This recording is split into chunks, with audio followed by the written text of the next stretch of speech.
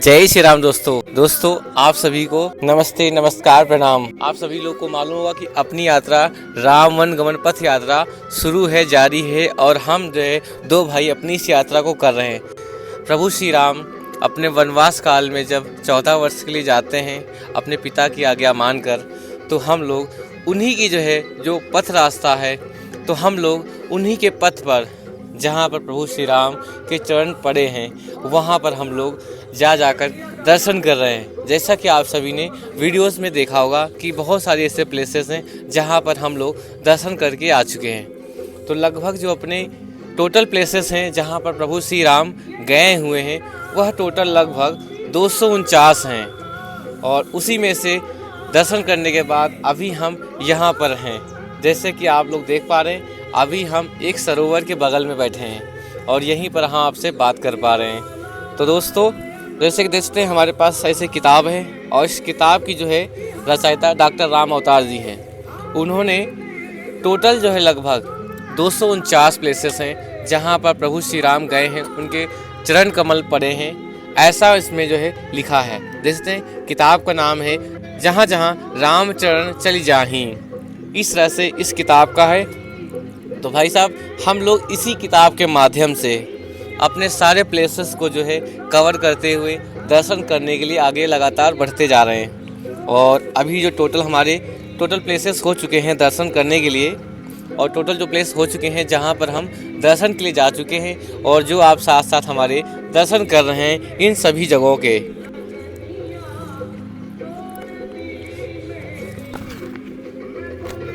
लगभग अभी हमारे हो चुके हैं 51 से 52 प्लेसेस हो चुके हैं जहां पर हम लोग दर्शन कर चुके हैं। जिसमें सबसे पहला था अयोध्या से शुरू हुई अपनी यह रावण गमन की पथ यात्रा।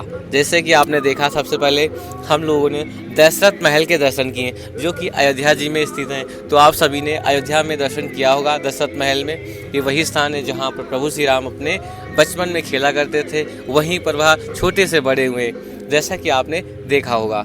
और उसके बाद हम लोग दर्शन करते हैं रेथवा मार्ग, जहां से प्रभु श्री राम सरयू घाट से होते हुए अपने वनवास के लिए आगे बढ़ते हैं। फिर हम लोग पहुंचते हैं अपने पहले पड़ाव पर, जहां पर प्रभु श्री राम तमसा नदी के किनारे पहुंचते हैं और प्रथम रात्रि का विश्राम करते हैं। फिर प्रभु श्री राम पूर्वाचकिया नामक स्थान पर पहुंचते हैं जहां पर हम लोगों ने दर्शन किए। आपने भी दर्शन किया। जैसा कि आप लोग अगर वीडियो देख रहे होंगे तो आपने देखा कि हम लोग पूर्वाचकिया नामक स्थान पहुंचते हैं जहां पर कमरिया बाबा के दर्शन करते हैं। फिर उसके बाद आगे बढ़ते हैं, श्री राम जी के दर्शन करते हैं जो टाहाडी नाम से प्रसिद्ध है। ये वह स्थान है जब प्रभु श्री राम अपने वनवास काल के लिए निकलते हैं और पूरी प्रजा टाहाडी तक साथ में आ जाती है। यानी कि प्रभु श्री राम को रोकने के लिए बहुत ही परेशान होते हैं, और सारी प्रजा रोने विलखने लगती है कि प्रभु श्री राम ना जाइए। लेकिन प्रभु श्री राम सुबह जल्दी उठकर, यानी कि ब्रह्म मुहूर्त में उठकर सुबह ही अपने सेनापति के साथ निकल जाते हैं आगे, यानी कि अपने वनवास के लिए आगे प्रस्थान कर जाते हैं। और सुबह सभी लोग सोते रह जाते हैं। तो बिना बताए प्रभु श्री राम टाहाडी से निकलते हैं। टाहाडी वही स्थान है जहाँ पर सारी प्रजा जोर जोर से चिल्लाकर रोने लगती है, इसीलिए इस गांव का नाम टाहाडी है। और भाई साहब, इसमें यहाँ पर आपको भोले बाबा का दिव्य दरबार है। आपको ऐसे मधुर मधुर गीत सुनने को मिल रहे होंगे, और यहीं पर आप देखते हैं कितना सुंदर सरोवर है। तो बहुत ही प्यारा स्थान है। और भाई साहब, यह गांव में मंदिर है, और यहाँ पर इतना साफ़ सुथरा रखा गया है इस तालाब को, मैं आपको शब्दों में नहीं कह सकता।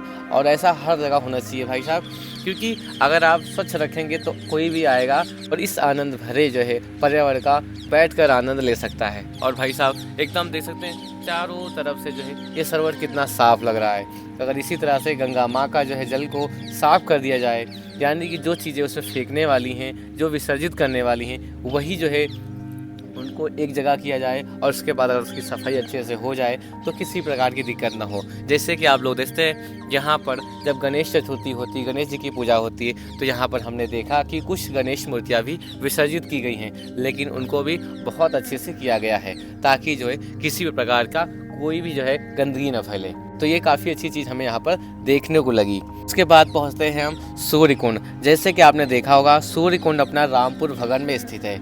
लगभग अयोध्या से लगभग 15 से 16 किलोमीटर की दूरी तय करने के बाद हम लोग पहुँचते हैं रामपुर भगन, जहाँ पर सूर्य कुंड स्थित है। यहीं पर प्रभु श्री राम पहुँचते हैं, उस कुंड में स्नान करते हैं। स्नान करने के बाद सूर्य भगवान को जल अर्घ देते हैं। उसके बाद अपना पूजा पाठ करके प्रभु श्री राम आगे बढ़ जाते हैं। तो दोस्तों, जैसे आप लोग पक्षियों की चहचहाहट सुन रहे हैं, बहुत ही सुंदर नज़ारा है और सूर्य भगवान निकल चुके हैं और मौसम आप देखते हैं कितना फॉगी हो रखा है, बादल घिरे हुए हैं, मौसम बड़ा ही ठंडा है, फिर भी हम भाई साहब टी शर्ट में हैं। उसके बाद हम लोग अपनी यात्रा सूर्य कुंड से आगे बढ़ाते हैं। अपने इस राम वनगमन पथ यात्रा में हम लोग लगातार जो है कई सारे प्लेसेस के दर्शन किए, जैसे कि आप लोग लगातार वीडियोज़ में देखने को पाते हैं। उसके बाद अपना जो अगला पड़ाव होता है, जहाँ पर प्रभु श्री राम के चरण कमल पड़े, वो है वेदश्रुति नदी, जहाँ पर प्रभु श्री राम पहुँचते हैं उस नदी के पास। और यह स्थान अशोक नगर विसूही में है, जहाँ पर प्रभु श्री राम इस मार्ग को अपनाते हुए आगे लगातार बढ़ते जाते हैं। फिर जो है आती है गोमती नदी, जिसको प्रभु श्री राम क्रॉस करते हैं। क्रॉस करने के बाद प्रभु श्री राम पहुँचते हैं बरूथी या फिर बद्रथी, जो कि मोहनगंज सकरनी में है। इस तरह से होते हुए देवघाट की ओर प्रस्थान करते हैं। फिर उसके बाद प्रभु श्री राम का वह अगला पड़ाव होता है, जिसको होते हुए प्रभु श्री राम पहुँचते हैं देवघाट होते हुए श्री राम मंदिर। और दोस्तों, आपको एक चीज़ बता दें, जिधर से भी प्रभु श्री राम अपने वनवास काल में गए हैं, सीताराम जी यानी और लक्ष्मण भगवान जी, तो साथ में ही जहाँ जहाँ पर प्रभु श्री राम रुके हैं, सीता मैया रुकी हैं, वहाँ पर जो है भोले बाबा का दिव्य दरबार रहा है। और इसलिए हम लोग जहाँ पर भी जाते हैं अपने इस राम वनगमन की यात्रा में, वहाँ पर हम लोग भोले बाबा का दिव्य दरबार देखते हैं। ऐसा कोई स्थान नहीं होगा जो अपनी इस यात्रा में जहाँ पर प्रभु श्री राम गए हों और वहाँ पर भगवान भोलेनाथ के दर्शन ना हुए हों। तो जैसे कि आप लोग लगभग हर वीडियोस में देखने को पाए होंगे, अगर हम जाते हैं उस स्थान पे जहाँ पर प्रभु श्री राम गए हुए हैं, वहाँ पर हमें भोले बाबा के दिव्य दर्शन जरूर करने को मिलते हैं। तो इस तरह से हम लोग पहुँच जाते हैं अब श्रृंगेरपुर, यानी कि जब प्रभु श्री राम अपने जो है वनवास काल में पहुँचते हैं श्रृंगेरपुर, तो उसी तरह से हम भी लोग उनके पथ पे जो है बढ़ते हुए पहुँच जाते हैं श्रृंगेरपुर। या वही नगरी है निसार राज की, तो एक राजा होते हुए भी केवट बन जाते हैं प्रभु श्री राम को गंगा नदी को पार करवाने के लिए।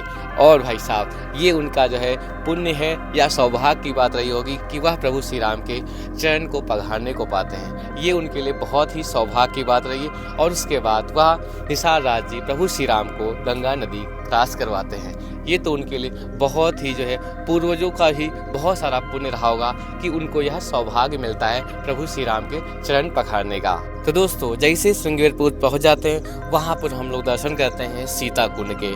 यहाँ पर माता रानी ने स्नान किया था, तो इसलिए हम लोग उस सीता कुंड के दर्शन करते हैं और जल अर्पण थोड़ा सा करते हैं। फिर पहुँचते जाते हैं आगे शिव मंदिर, जहाँ पर भोले बाबा का दिव्य दरबार है, जहाँ पर माता रानी भोले बाबा की पूजा अर्चना करती हैं। तो इस तरह से हम लोग दर्शन करते हुए लगातार आगे बढ़ते रहते हैं। फिर उसके बाद एक और स्थान आता है प्यारा सा, जो कि चरवा नाम से प्रसिद्ध है, जो राम जोईटा नामक नाम से प्रसिद्ध है। यह वही स्थान है जहाँ पर प्रभु श्री राम दिनचर्या के सारे काम करके उस सरोवर में कुल्ला करते हैं और जल ग्रहण करते हैं। तो इस तरह से उस सरोवर को ही राम जोईटा नाम से प्रसिद्ध हो गया, जहाँ पर हम लोग पहुंचकर दिव्य दर्शन करते हैं। और यह वही स्थान है जहाँ पर हम लोग पंच स्वरूप में भोले बाबा के दिव्य दर्शन करते हैं। तो दोस्तों, इस तरह से अपनी दर्शन यात्रा लगातार बढ़ती जा रही है प्रभु के चरण कमल की ओर। जब हम लोग राम जोईटा में दर्शन कर लेते हैं, तो पहुँचते हैं कहाँ पर, संगम की नगरी त्रिवेणी संगम प्रयागराज। जैसे कि दोस्तों आप सभी लोग को मालूम होगा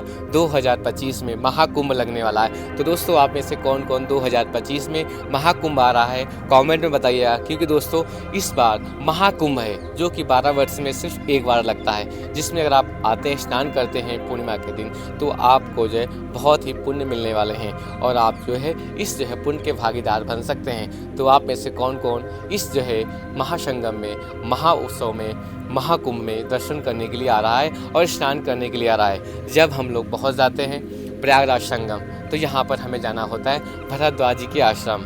और ये वही स्थान है जब प्रभु श्री राम अपने राम वन गमन की यात्रा में निकलते हैं तो यहाँ पर भरद्वाज जी से मिलते हैं, उनका आशीर्वाद लेते हैं। उसके बाद वह अपने पथ के बारे में भरद्वाज जी से चर्चा करते हैं कि वह आगे किस ओर बढ़े, दिशा का जो है निर्देशन मांगते हैं। तो इस तरह से भरद्वाज जी उनको जो है निर्देश देते हैं, बताते हैं कि आप इस रास्ते से होते हुए आगे जाइए।